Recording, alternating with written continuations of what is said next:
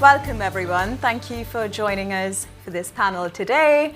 It's been a great day, lots of jam-packed sessions, and we'll do our best to make this punchy until you walk away with a better understanding of retail media and how it intersects with affiliates as well.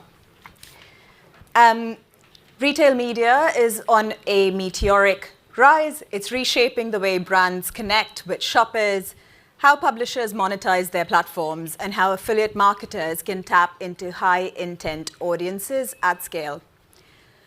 What does that mean for affiliate marketers then? And how can you use partnerships, the power of retail media, to drive incremental value and deepen your performance marketing efforts? So in this session today, we'll explore where retail media and affiliates intersect today and where they're headed. We'll look at how brands can align their affiliate and retail media strategies for greater impact. And most importantly, how you can tap into this growing ecosystem to grow revenue and performance in a smarter, more integrated way. On the panel, we have leaders who've been actively navigating this space, and they'll share practical insights and real-world examples to help us get ahead of this fast-evolving channel. So let's dive in. As we kick off, I'd love for each of you to briefly introduce yourself, please, and tell us where do you currently see the biggest opportunity for affiliate marketers within the growing retail media industry? Great, yeah, happy to start. Hi everyone, I'm Kai. So I head up partnerships and affiliates for HelloFresh and also our sister brand, Green Chef. In terms of biggest opportunities from my perspective, I'd say naturally it's getting in front of a new audience. So that's a huge opportunity. We see it as part of our affiliate program, and I think there's massive opportunity there to grow.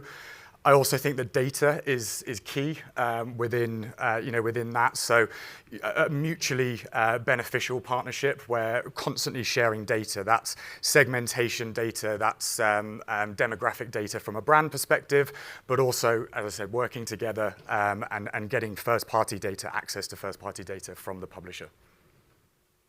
Great stuff. So I'm Ryan. I'm the CEO of BrandSwap. So basically, kind of my background before was actually with RevLift, building an e-commerce personalization platform.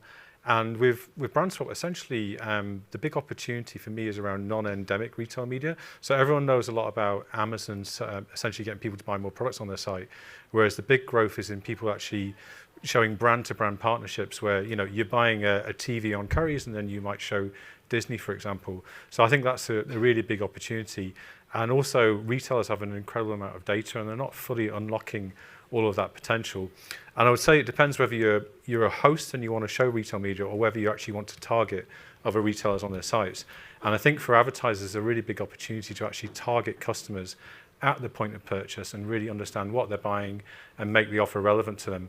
And I would say you're sort of seeing the beginnings of retail media emerging, but it's very, very far away, I think, from where it can get to. But it's very, very exciting to be part of it and to be shaping it, I guess. And I'm Matt Higgins, so I'm managing partner of Total Commerce and Addressable Media at Dentsu in the UK. I guess the most exciting part, I think, is actually in the kind of content publishers space. I think there is a huge overlay between the behavioral side of what we can influence with some of the content publishers, overlaying that with data from retailers. So I think that's a really strong part of our industry going forward. Thank you. We'll stay with you for a second, Matt. But really keen to hear, how do you think brands can better connect the dots between retail media spend and affiliate budgets and make the most of it from a performance perspective? Yeah, so I actually think it's probably the reverse. I think it's less of brands trying to connect the dots, and I think it's more of the publishers trying to be able to prove their value within the space and within the ecosystem, and that's what's going to unlock more of the budget. So I think traditionally, we always think, I guess, in affiliate marketing of essentially you've got an affiliate budget and then all the publishers are fighting for it. I think if we think about the publishers, I think we should be thinking about how can we access the on-site search spend or the on-site display spend within the retailers, and how can we bring more value to that. So brands are certainly able to connect the dots. I think at the moment, affiliates is probably a little bit out of their mindset because they've got so many big things that are happening within retail media. But publishers, certainly, I think it's on them to connect things together. Very interesting. I know we were talking about when we were doing a bit of prep for this before. Ryan, you've been having lots of conversations at the moment and had some really great examples to share as well on how BrandSwap are working in this space now, while speaking about publishers too. Yeah, sure. I mean, in terms of like quirky, strange ones. Yeah, no. So the thing is, like, you kind of go into like brand-to-brand partnerships thinking that, I don't know, like we work with Screwfix and we think that people from Screwfix will want to work with Greggs, for example. But then the thing that worked the best was Purdy and Fig, which is like a middle-class kind of cleaning product.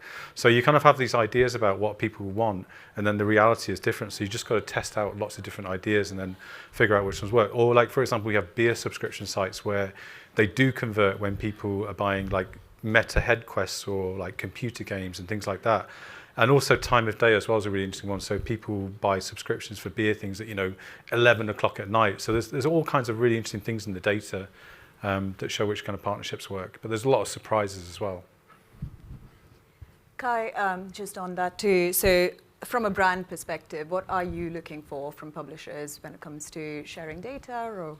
Yeah, it's exactly that. I think as much collaboration as possible is absolutely key. Again, I mentioned sort of around that mutual sharing of data from both sides. So how we can utilize, from a HelloFresh perspective, what our high value audience look like.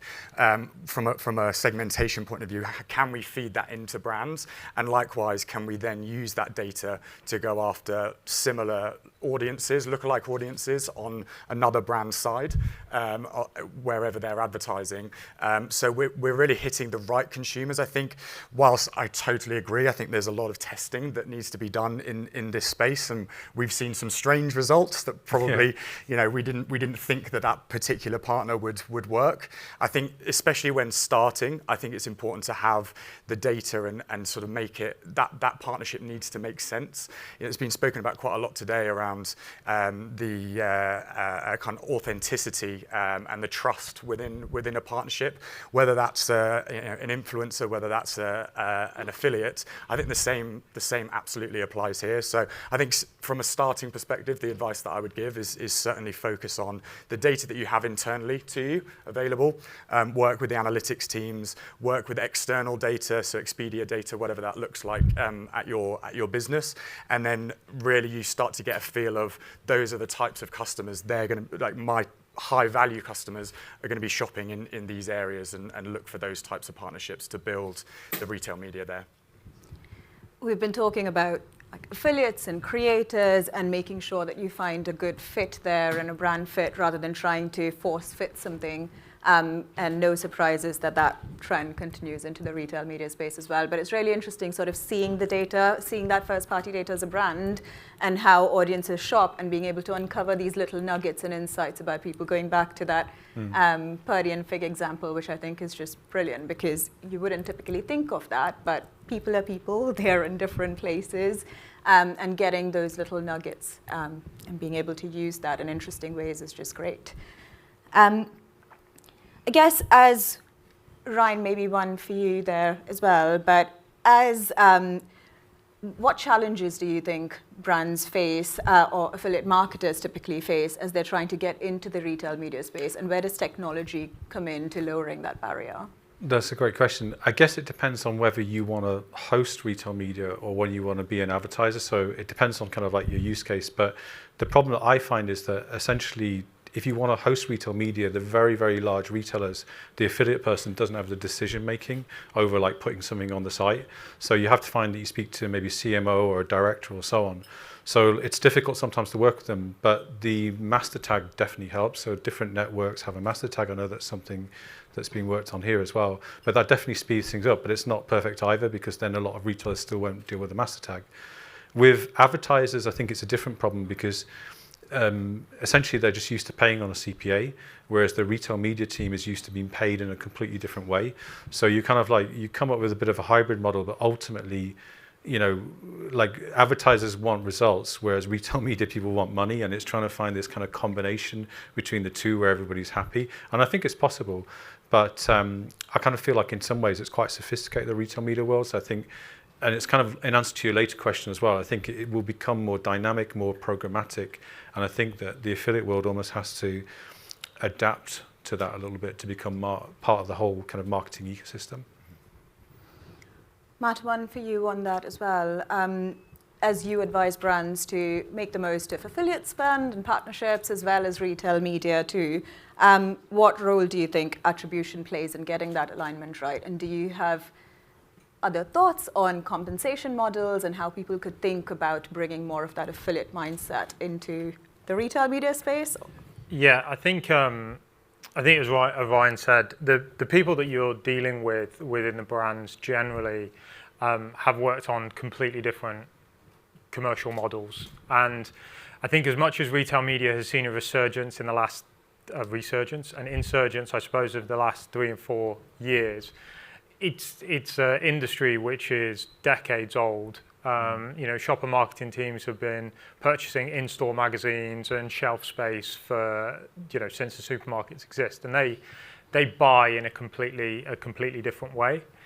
So I think it comes down to this idea of being able to, again, kind of like show the value and be really clear with the value that you're bringing to the table. So if you are looking at doing something on a CPA model, for example, you need to be really clear and simple to the brands or to the retailers of how that's actually going to benefit them.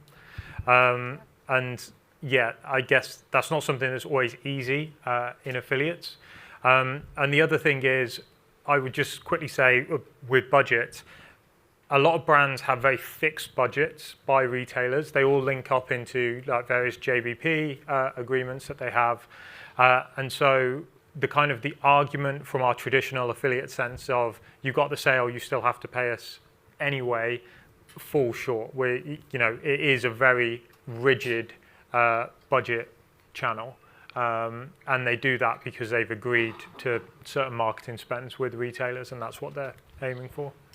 It's just a slightly different way of thinking about how you might use budgets across the board and being open to trying it differently as well, right? Yeah. Kai, from your experience, how do you approach balancing that investment between affiliate spend or partnership spend and retail media spend? Yeah, it's a really interesting one. So we have a retail media team that sits within the business as well. They traditionally focus on more selling space, so offline retail media. So within HelloFresh boxes, they will sell recipe sponsorships. They'll work with brands to give freebies or promotional material within box. So more traditional retail media in that sense. The way we've balanced it in terms of sitting within affiliates and partnerships, actually we see it as certainly complementary rather than cannibalizing of our traditional affiliate and partnership activity. And we've tried to align because the retail media where we're working with brands and advertising on brand sites, we've adopted similar setups to our affiliate setup. So the metrics of success are very much aligned. So we're now seeing retail media form a bigger and bigger part of our overall partnerships and affiliates programs. So I think that for me is the right way to set it up, just in terms of being able to track and ultimately feed off one budget rather than having two channels that potentially could cannibalize each other. And then I think with the offline side of retail media, that team is looking to do more in terms of online. Mm-hmm. So how can we utilize HelloFresh space and sell that to brands? hopefully these two channels will continue to work very closely together. Ideally, we would get to a stage where we're entering into contracts or sort of brand-to-brand agreements where it's more on a barter level, so we're offsetting some of the cost. That's the dream. We're definitely not there yet, but I think that's the way I see it going. As I said, we're definitely pushing more on the online side of things from selling space where traditionally it's just been offline. It's really interesting to hear. It's that age-old, let's join teams together, let's have that conversation, let's pool a budget where it makes sense to, but making sure that different departments can still hit those different KPIs and you're finding synergy with that budget as well. Matt, Ryan, any other thoughts on that, on brands being able to bring more of the retail media mindset or bringing affiliate marketing and retail media together from a budget spend perspective? Like I was saying before about it's trying to make sure that everyone has a shared way of measuring the success, and that makes it a lot easier. So for example, a retailer might measure it on the CPM that they're getting, whereas a brand might do it on the kind of number of sales. But ultimately you kind of almost have to report to one the CPM and then to the other the sales, but make sure that everybody's happy. Mm-hmm. That's kind of how we do it. I think as well, I would say you need to be clear with the definition, I suppose, of retail media, of what you're actually doing in order to bring those together. I could probably pick 5 people out of the room and I would get 5 different definitions of retail media, depending on where they sit within the business, their experience, their exposure, etc. So yeah, I think bringing them close together is like a brand by brand thing. You have to go in, you have to understand what they mean by retail media and how you can add value to that. Mm-hmm. If you're trying to change their whole business because of how you define retail media, you're going to lose basically 99.9% of the times you'll come off worse. Yeah, and I suppose as we see more of this convergence happening, we'll see interesting ways of retail media being demonstrated as well. So very much a space to watch. Any advice from all of you on affiliates and publishers who want to make the most of the space and maximize earnings really through retail media partnerships? I'll jump in quite quickly. I think this is the one thing that I would say to publishers is you're probably going to have to get really comfortable with being transparent of what's happening. Retail media really opens up a lot of data and a lot of availability. It's not something that I think as an industry we do very well, to be honest, versus some of the other channels. So being clear with what the value is, where the data is coming from, how you're using it, etc., that is imperative to actually secure budgets. I'd lead on from that as well and just say it's all about the data, but it's about the relevance of the partnership. And if you don't have that, then you don't have the kind of the win-win-win where, the retailer won't make any money if obviously no one's resonating or converting with what the advertiser's showing, but ultimately the consumer's going to have a really bad experience. And so I would say like consumer experience, like create a great consumer experience, and that leads to more revenue anyway, but it's almost the best place to start. Like we've had like massive retailer, one on Impact, actually one of the biggest, and essentially they kind of put consumer experience above actually income, but in the end they made lots of money because everybody likes it. Yeah, and just to build on that as well, I think I completely agree with both of you. I think, yeah, just making sure that it's relevant. I think providing value as well throughout customer journeys or wherever you're sitting, it needs to make sense, but it also needs to provide some value to the customer, whether that's discount based, whether that's a value add in some way. So I think, yeah, that's where we've really seen success. And I think the only other thing to add from my side is just encouraging publishers to be open to the breadth of brands that they're working with. So I think from a HelloFresh perspective, we've done a lot of testing. I think Green Chef, lesser known brand, but there's a lot of value that can be added within an ecosystem of retail media, and we don't always get the opportunity to do that. So I think that's taken some learnings, and hopefully over time we'll break those barriers down and be able to kind of open that up to new brands, new publishers. That's actually a really good point as well, because it's actually a real challenge for a lesser known brand to kind of penetrate into the retail media space. Because the problem like we have in a way is that everyone knows Disney and they know Apple and they know HelloFresh to some extent as well. You know, you're a really well-known brand, but some of the smaller brands, they struggle getting cut through. And like, for example, we show a gift with purchase, so we'll show something on the checkout of a retailer, and it needs to be understood in like a nanosecond. It's like, okay, it's 3 months Apple Music. I know what that means. But if it's some kind of obscure, I don't know, skincare thing or something, and someone's got to click into it and understand it, then the retailer's conversion will go down, and so it can have a negative impact. So I think that's one of the challenges, that if you're a sort of lesser known brand, then someone like a Currys or a B&Q we work with are kind of like, you know, we want to work with the AA, or we want to work with a really big brand. So it is a little bit of like a stratosphere where big brands want to work with each other, and it's like, how do you deal with the niche? How do you deal with the long tail?